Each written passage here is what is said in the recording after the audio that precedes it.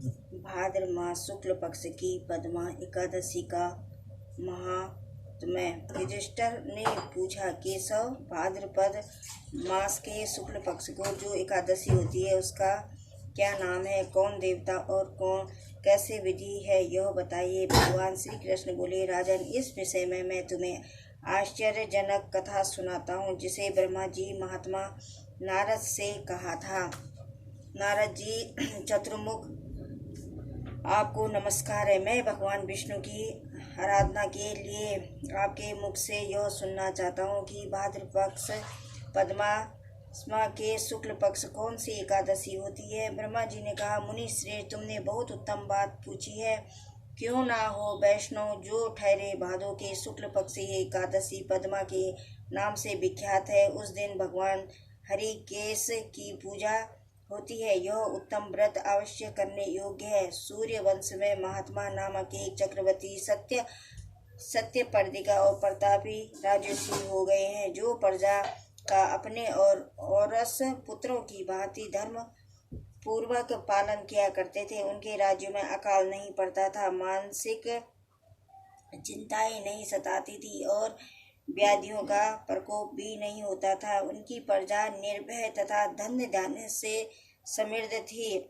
महाराज के कोष में केवल न्यायोपार्जित धन का ही संग्रह था। उनके राज्य में संपन्न वर्णों और आश्रम के लोग अपने अपने धर्म में लगे रहते थे। मान्यदाता के राज्य की भूमि कामधेनु के समान फल देने वाली थी।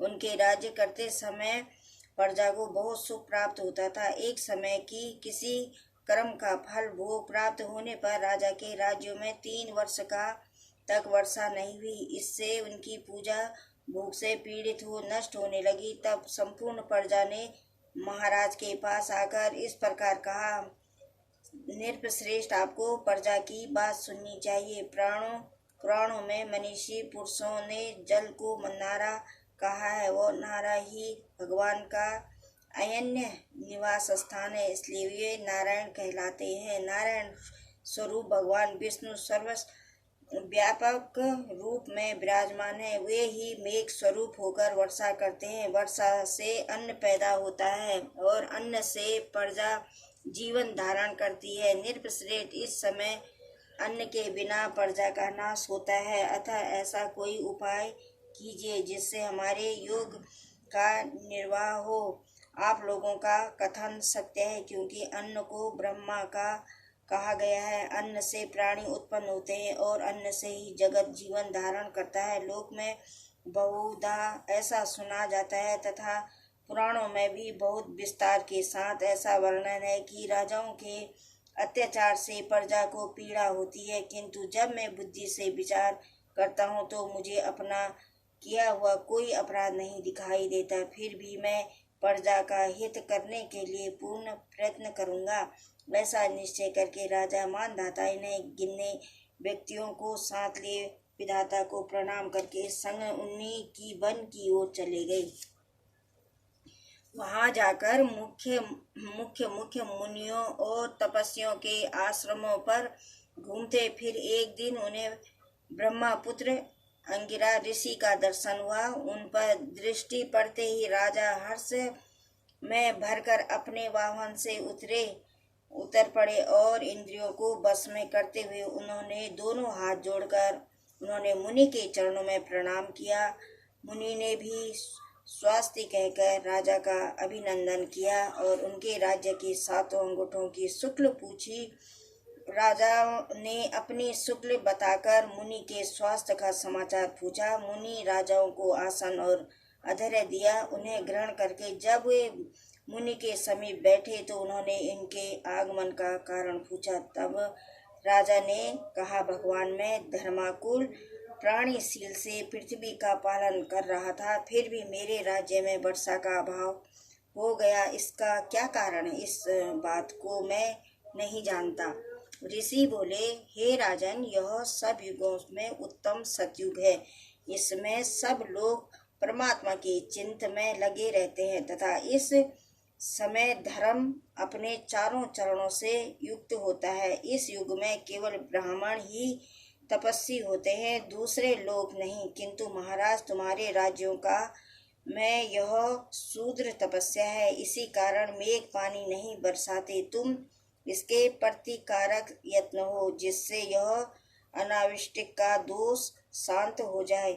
मुनिवर, एक तो यह तपस्या में लगा है, दूसरी निरपराध है, अतः मैं इसका अनिष्ट नहीं करूँगा। आप उक्त दोष को शांत करने वाले किसी धर्म का उपदेश कीजिए।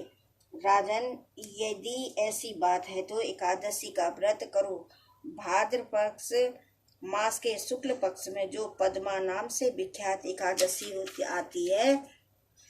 होती है, उसी के व्रत के प्रभाव से निश्चय ही उत्तम वृष्टि होगी। नरेश, तुम अपनी प्रजा और परिजनों के साथ इसका व्रत करो।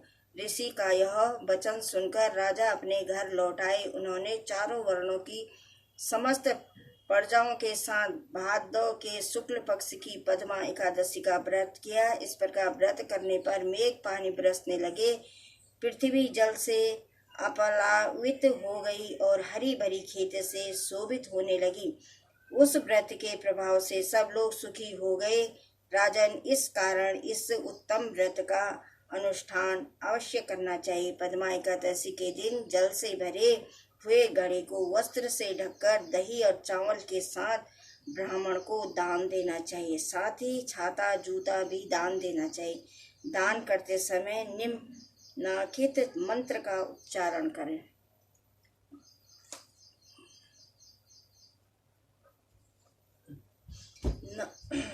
नमो नमस्ते गोविंद बुद्ध शरणा संग अधोस्थ घन से कीर्त्या सर्वे सौख्य परदो भवम।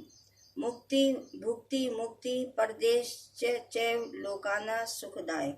बुधवार और श्रवण नक्षत्र के योग से युक्त द्वादशी के दिन बुद्ध श्रावण नाम धारण करने वाले भक्त भगवान गोविंद, आपको नमस्कार है, नमस्कार है। मेरी पाप राशि का नाश करके आप मुझे सब प्रकार से सुख प्रदान करें। आप पुण्य आत्मा जनों को भोग और मोक्ष प्रदान करने वाले तथा